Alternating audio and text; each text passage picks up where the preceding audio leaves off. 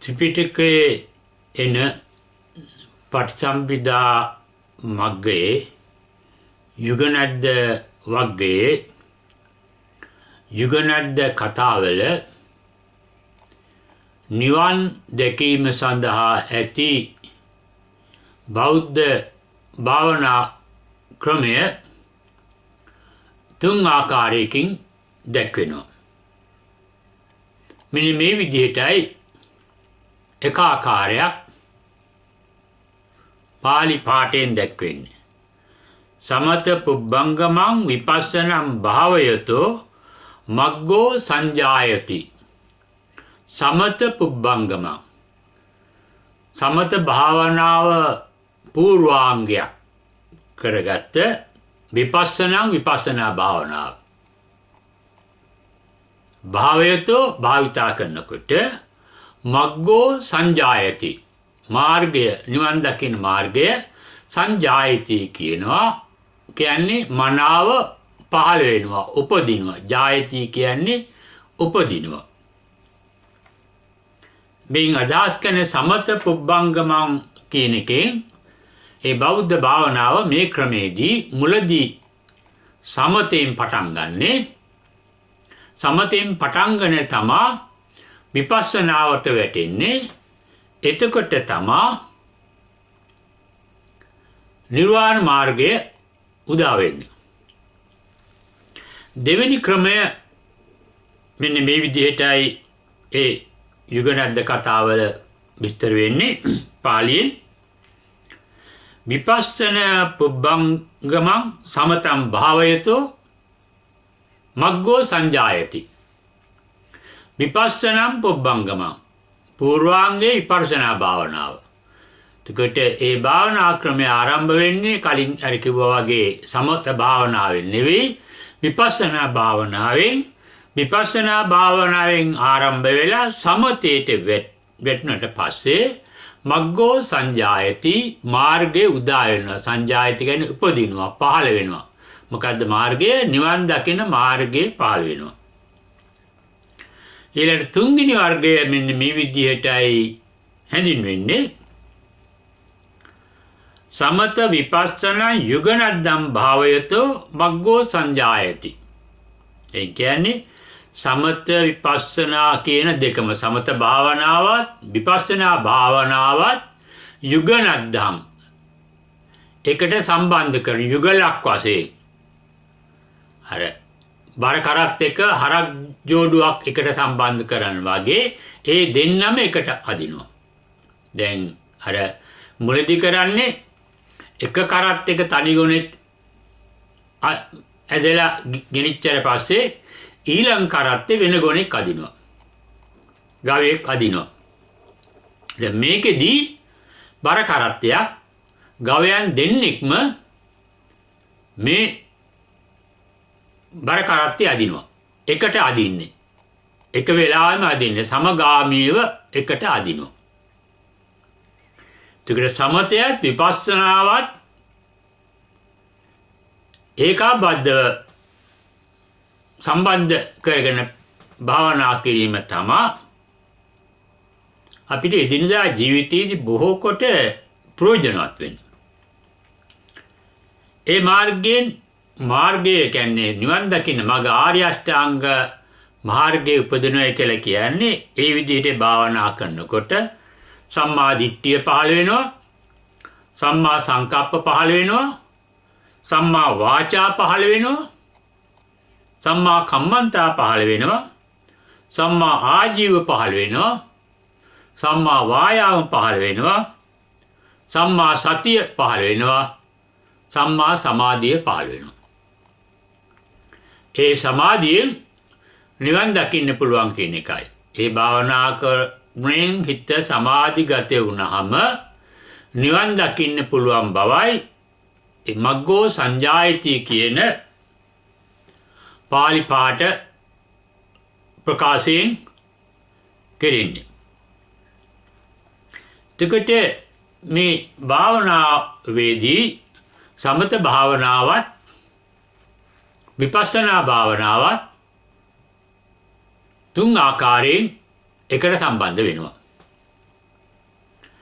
සමත භාවනාවෙන් කියන්නේ හිතේ තියෙන නොසන්සුන්කම සංසුන් වීම. විපස්සනා භාවනාවෙන් කරන්නේ සංසුන් වෙච්ච සිතක් අස්සේ තියෙන දේවල් විනිවිද දැකීම. සිත අස්සට එබී බලන්න පුළුවන්කම ලැබීම. බිලක් හරි ජලාශයක් හරි සංසුන් වුණාම අර කැළඹිලා තියෙද්දී නොපෙනිච්ච දේවල් ඒ සංසුන් බිලේ දිය අස්සෙන් පේන්න පටන් ගන්නවා. අන්න ඒ වගේ හිත සංසුන් වුණාම හිත ඇතුලේ තියෙන දේවල් පේන්න පටන් ගන්නවා. හිත ඇතුලේ තියෙන ධර්මතා බැලීමට තමා දැකීමට තමා විපස්සනාව කියන්නේ. ඒක අභිදර්ශනයක්. ඒ දකින්නේ හිතින්මයි. එයින් ඉතා පැහැදිලි වෙනවා නිවන් දැකීමට කාරණා දෙකක් අවශ්‍යයි. ඒවා එකිනෙකින් වෙන් කරන්න බෑ. හිත සංසුන්ව තියෙන්න ඕනේ.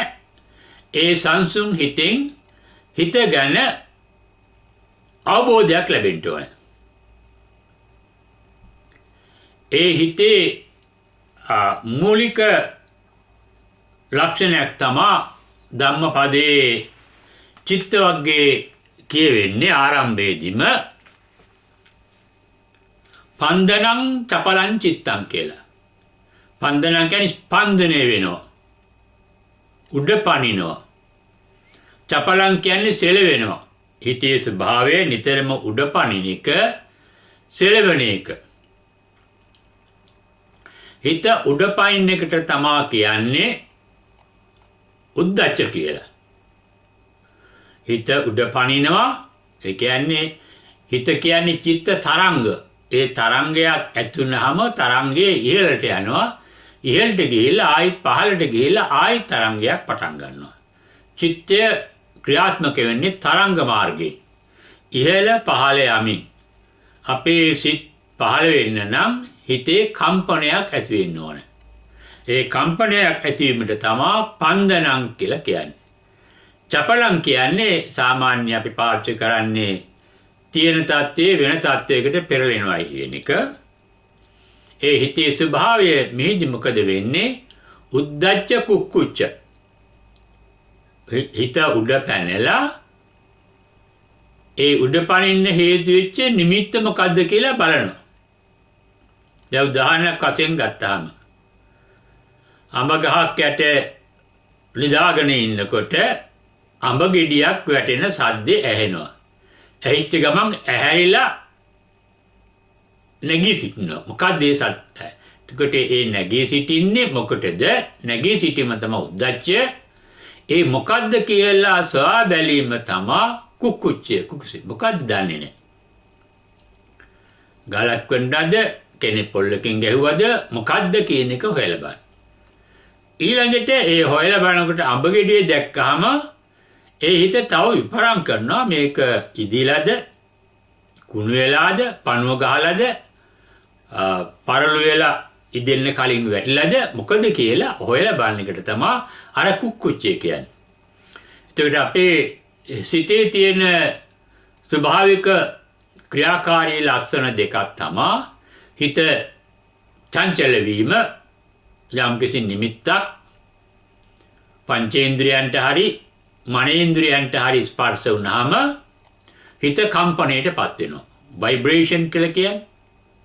ඒ කම්පණය වෙච්ච සිත ඒ කම්පන වෙච්ච හේතුවට කැමැත්තෙන් හරි අකමැත්තෙන් හරි නොදන්න කමෙන් හරි කියන්නේ රාගයෙන් හරි දෝෂයෙන් හරි මෝහයෙන් හරි ඒ ගැන හොයලා බලනවා.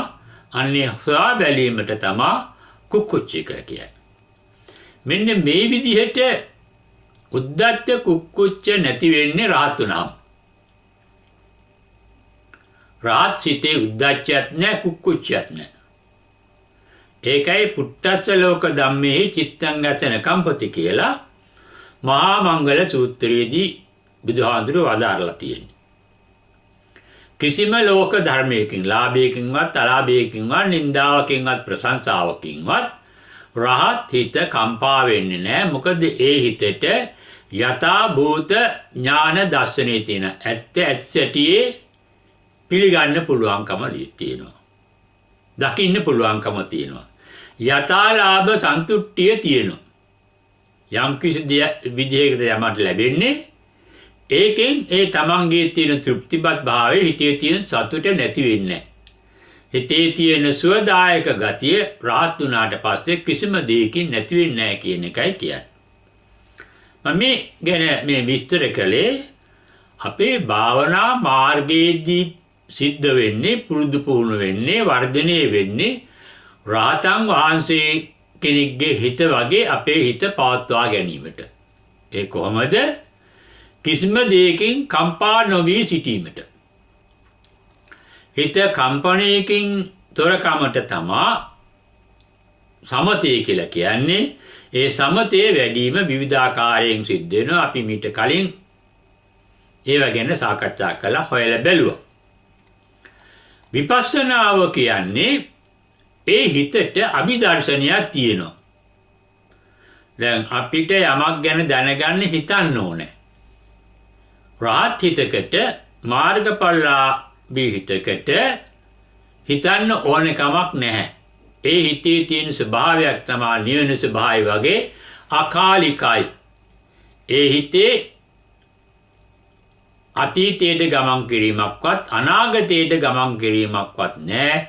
ඒහි පාස්සික තත්ත්වයක් තියෙන මේ මොහොතේ සාන්දිටික දැන් තියෙන්නේ. දැන් මෙතන තියෙන තත්ත්වය පේනවා. උදාහරණයක් වශයෙන් ගත්තොත් බුදුහාඳුරන්ට සාරාංශකේ කල්පලක්ෂයකට ඉස්සෙල්ලා සුමේධ තාපෝසේ වශයෙන් දීපංකර බුදුහාඳුරන්ගෙන් විවරණ ගත්ත හැටි මේ මොහොතේ දැන් මෙතන සිද්ධ වෙනවා වගේ පේනවා. ඒ බුදු ඇසට පේන හැටි. ඒ වගේම තමයි සාරාංශකේ කල්පලක්ෂයකට ඉස්සෙල්ලා දීපංකර බුදුහාඳුරන්ට පෙන්නලා තියෙන වාර්තාගත විදියට අර මඩගොඩක දිගා වෙලා ඉන්න තාපසයා සුමේධ තාපසයා මధు ලෞතුරා බුදු වෙන ගෞතම බුදුන් වහන්සේ කියලා. දෙකට සාරාංශකේ කල්පලක්ෂයක් අතර තියෙන කාල පරාසයේ පරතරය දීපංකර බුදුහාඳුරන්ගේ බුදුඇසට දැනෙන්නෙත් නැහැ. ගෞතම බුදුහාඳුරන්ගේ බුදුඇසට දැනෙන්නෙත් නැහැ. ඒ සිත් අකාලිකයි. අනාගතයත් එහෙමයි. දීපංකර බුදුහාඳුරන්ට අනාගතයේ පෙවුණා දැන් වගේ. ගෞතම බුදුහාඳුරන්ට අතීතයේ පෙවුණා දැන් වගේ. අන්නේ චිත්ත ස්වභාවය නිසා ඒ හිතේ තියෙන අභිදර්ශනයක් ඒකට කියන්නේ විපස්සනාව කියලා.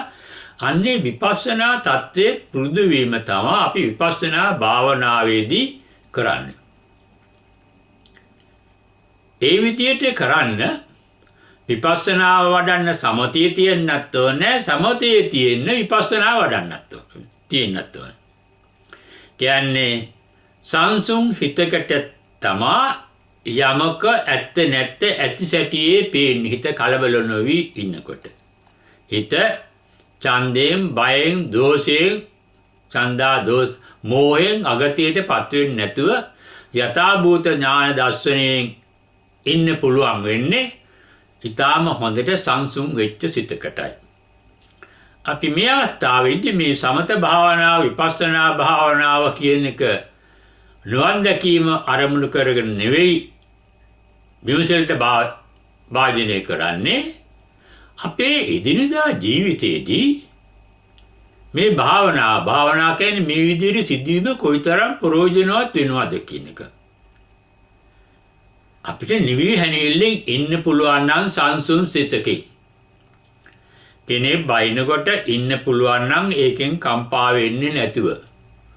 ලොකු ලාභයක් ලැබුණාම හායි කියලා විශාල දිනුමක් ලැබුණාම heart attack එකක් ඇති කරගන්න නැතුව ප්‍රීතිය වැඩි වෙලා ඉන්න පුළුවන් නම් ලාභ අලාභ දෙකම එක විදිහට පිළිගන්න පුළුවන් නම් මධ්‍යස්ථව ඉන්න පුළුවන් නම් සංසුන් ඉන්න පුළුවන් නම් එතන අපේ තියෙන්නේ සමතයක්. ඒ සමතේ අප තුළ වැඩිලා. ඒ වගේම ඒ සංසුන් හිතෙන් අපිට දකින්න පුළුවන් නම් හැම දෙයකම තියෙන යථා ස්වභාවය. දැන් කෙනෙක් අපි ඔය හොඳ කීකේ අපි වර්ණනා කරනවා අන්න ඒකට ඇලෙන්නේ නැතුව ඔය බණින්නේ ඔය මාව වර්ණනා කරන එක්කන මගේ ಗುಣ කියන එක්කන තව අවස්ථාවකදී අගුණ කියන්නත් පුළුවන්.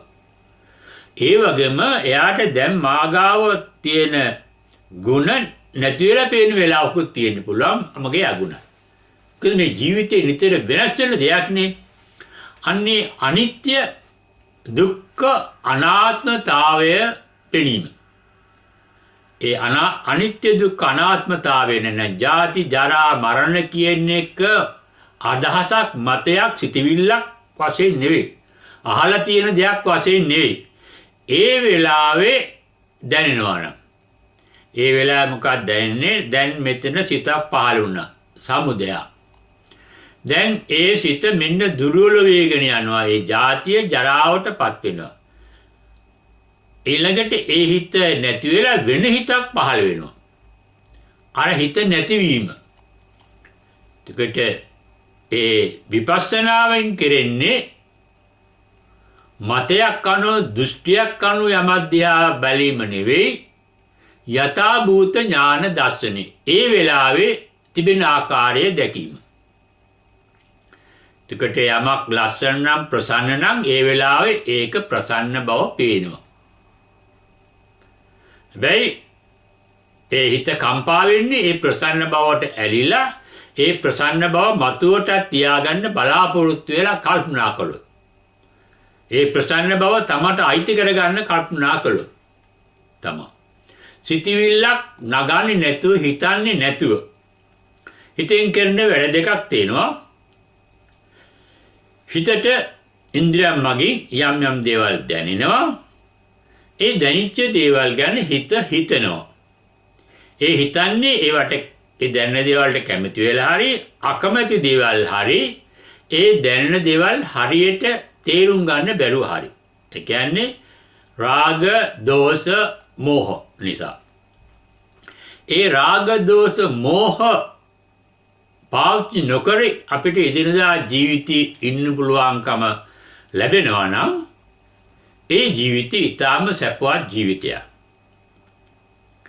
මම මේ අදහස ඉදිරිපත් කළේ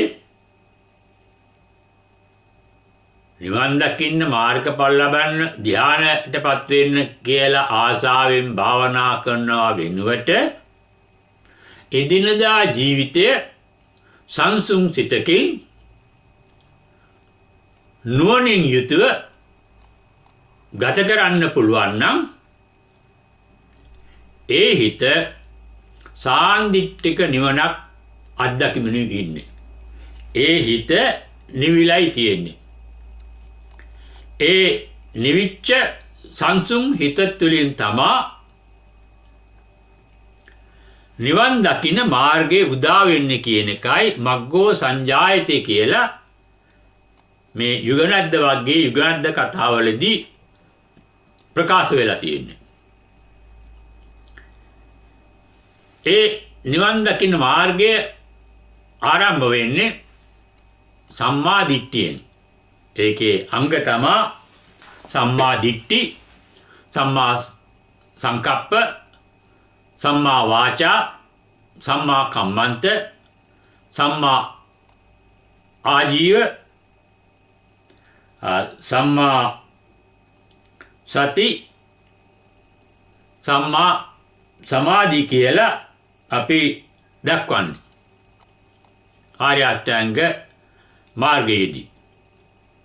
දෙකට ඒ සම්මා දිට්ඨි, සංකප්ප, වාචා, කම්මන්ත, ආජීව, වායාම විරිය, සතිය, සමාධිය පහළ වීමට මෙන්න මේ විදිහට හිත සංසුන්ව තබාගෙන හිත විනිවිද දකිමින් ඉඳීම. විනිවිද දකිම කියන්නේ විපස්සනාව, සංසුන්ව ඉඳීම කියලා කියන්නේ සමතය.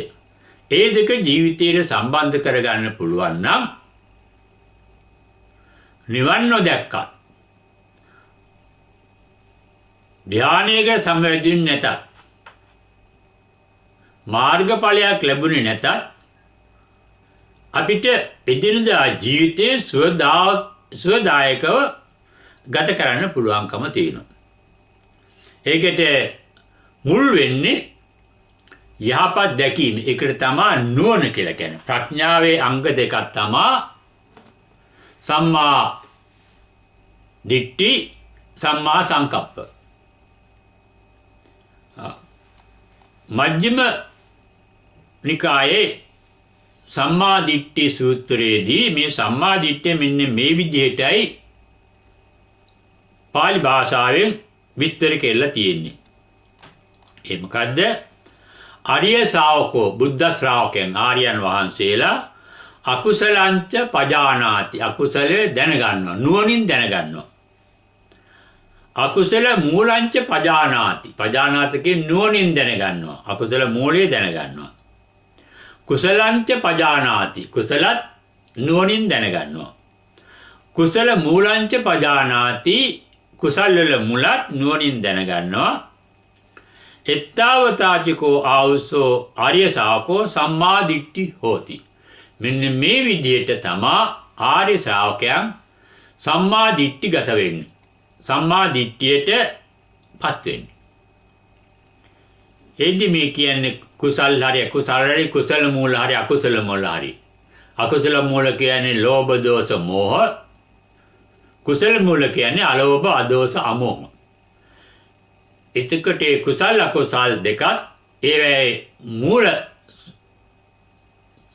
මේ ධර්මත් පජානාති කියන්නේ නුවණින් දැනගන්නවායි කියන්නේ කුසල් කියනවත් ඇති වෙලා නැති වෙලා යනවා.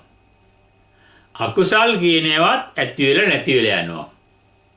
ලෝභයත් ඇති වෙලා නැති වෙලා යනවා. ද්වේෂයත් ඇති වෙලා නැති වෙලා යනවා. මෝහයත් ඇති වෙලා නැති වෙලා යනවා. ඒ වගේම අලෝභයත්, අදෝෂයත්, අමෝහයත් ඇති වෙලා නැති වෙලා යනවා. ඒක සිතිවිල්ලක් වශයෙන් නෙවෙයි, අදහසක් වශයෙන් නෙවෙයි, මතයක් වශයෙන් නෙවෙයි. ඒ වෙලාවේ සිද්ධ වෙනකොට සිද්ධ වෙන බව දැනෙනවා. ඒකයි භාවනාවේ මූලික ලක්ෂණය. අර අහලා තියෙන දේවල්, කියවලා තියෙන දේවල්, විවිධ මතාන්තර ඉතින්ට අදාළ නැහැ. ඒ නුවණ කියන එක සහජ නුවණට ඒ හිත ආශ්‍රය වෙන්නේ මොකද්ද කියන එක පේනවා. අන්න එතකොට තමයි ඒ හිතේ සම්මා සංකප්ප කියන නුවණට අයිති තවත් අංගයක්. ඒකේ නික්කම්ම සංකප්ප, අව්‍යාපාද සංකප්ප, අවිහිංසා සංකප්ප කියලා. නික්කම්ම කියන්නේ කිසි දෙයක එක කාමයෙන් චිත්තකාන්දානුවේ ඇලෙන්නේ. ඒ හින්දා ඇලෙන්නේ නැති නිසා අව්‍යාපාද ඒ හිතේ කිසි රිදිල්ලක් නැහැ. ඒ රිදිල්ලක් නැති හිත අවිහිංසා සංකප්ප තමන්ට රිද්දා ගන්නේ නැති වගේ අනුන්ටවත් රිද්දන්නේ නැහැ. එතන මේ தത്വයට යහපත් චිත පවත්වා ගැනීම තමයි නිවන් දකින මාර්ගයේ ආරම්භය. ඒ නිසා නිවන් දකින මාර්ගයේ බුද්ධ වචනයෙන් කියනවා නම් පදනම මොකද්ද? සති සම්පජඤ්ඤය. සිහි නුවණ කියලා කියන්නේ සතිය කියන්නේ සිහිය, සම්පජඤ්ඤය කියන්නේ නුවණින් දැනීම. දැන් නුවණ පැහැදිලි කළේ. ඒ මොකද්ද නුවණට දැනෙන්නේ? ඒ නුවණකාරයා ප්‍රසන්න දෙයක් දැනුණාම ඒකට ඇලෙන්නෙත් නැහැ. අප්‍රසන්න දෙයක් දැනුණාම ඒකත් එක්ක ගැටෙන්නෙත් නැහැ. ඒක හැටි එහෙමයි කියලා දැනගෙන ඉන්නකොට අන්න ඒ ප්‍රසන්න බව වගේම අප්‍රසන්න භාවය ටිකෙන් ටික ගෙවිලා යන බව පේනවා. ජරාවට. ජාතිය වගේම ජරාවත් පේනවා. ඊට පස්සේ ඒක නැති වෙලා යනවා. ඒ නැති වෙලා යන එකත් මරණයත් ජාති ජරා මරණ පේනවා. මේ ඉතා පැහැදිලි වෙනවා බෞද්ධ භාවනාව කියන්නේ අපේ හිත දෙස බලමින් බලනවායි කියන එක වැඩිදී බලන කෙනෙක් ඉන්නවා. අපේ හිතෙන්ම දකින්න පුළුවන් නම් අන්න ඒක බෞද්ධ භාවනා ක්‍රමයට අයිති ලක්ෂණයක්. ඒ හුරුව ඉතා ප්‍රයෝජනවත් වෙන්නේ මොකක් නිසාද? අපෙන් එතකොට වැරැද්දක් කෙරෙන්නේ නැහැ. දැන් හිතට තරහක් ආවම දැන් හිතට දැනෙනවා මේ තරහක් ඇවිල්ලා තියෙනවායි කියලා. ඒ තරහට යටත් වෙන්නේ නැහැ. ඒ තරහ උඩ ඒ තරහ පිරිමහා ගන්න යමක් කරන්න ඕනේ කියලා හිතන්නේ නැහැ. එයාගෙන් පලි ගන්න ඕනේ කියලා හිතන්නේ නැහැ. සිතිවිලි පහළ වෙන්නේ තරහක් වශයෙන් දනිමින් ඉන්නවා. එතකොට ඒ තරහ වචනෙට නැගෙන්නෙත් නැහැ, ක්‍රියාවන්ට නැගෙන්නෙත් නැහැ. එහෙම යම් කිසි වෙලාවක අපේ හිතේ තියෙන අකුසල ධර්ම ලක්ෂණයක් අපේ වචන වලට හරි ක්‍රියාවලට හරි නැගෙනකොට ඒක දනිමින් ඉන්න පුළුවන්කම තියෙනවා නම් ඒ අකුසල සිතිවිලි වචන වලට ක්‍රියාවලට නොනගා ඉන්න පුළුවන් ශක්තිය ලැබෙනවා. ඒකට තමයි වායාම විරිය කියලා කියන්නේ. අන්න එතකොට අපේ ජීවිතය නිතරම සීලවන්ත වෙනවා. බෞද්ධ භාවනා ක්‍රමයේ අංග ලක්ෂණ තුනක් තමයි ඒ සීල, දාන, සීල, භාවනා කියලා කියන්නේ. දානය කියන්නේ උපාදාන කියන්නේ අල්ලගන්න එක, දානය කියන්නේ අතාරින එක. හිත සමාධිගත වෙන්නම් හිතෙන් අල්ලගෙන ඉන්න දේවල් ගිලිහෙන්න ඕනේ. විචේව කාමයේ විපිච්චේ අකුසලයේ ධම්මේ කියන අකුසල හිතවිලි අල්ලගෙන ඉන්නවා නම්, කාම සිතවිලි අල්ලා ඉන්නවා නම් ඒව තියාගෙන අපිට භාවනා කරන්න බෑ. හිත සමාධිගත කරගන්න බෑ. ඒ වගේ දානය කියන්නේ ගැඹුරු අර්ථයෙන් හිතනකොට අපි හිතෙන් අල්ලගෙන ඉන්න ආසාවෙන් අල්ලගෙන ඉන්න දේවල් ඒවා අනිත්‍යයි, දුක්ඛයි, අනාත්මයි කියන අවබෝධයෙන් ඒවා තදින් ගන්නේ නැතුව උපාදාන කරගන්න නැතුව ඉන්න පුළුවන්කම. සීලය කියලා කියන්නේ එයින් ඇති වෙන සිසිල් වීම. මොනවාද සිසිල් වෙන්නේ? හිත සිසිල් වෙනවා, වචන සිසිල් වෙනවා, සෞම්‍ය වෙනවා, ක්‍රියාවල් සෞම්‍ය වෙනවා. එතකොට මොකද්ද වෙන්නේ? භාවනාව හිතේ ගතේ සැප ස්වરૂපේ වර්ධනය වෙනවා. භාවීති කියලා කියන්නේ වර්ධනය නෑ, වැඩෙනවා. වැඩෙන්නේ මොකද්ද? සැප.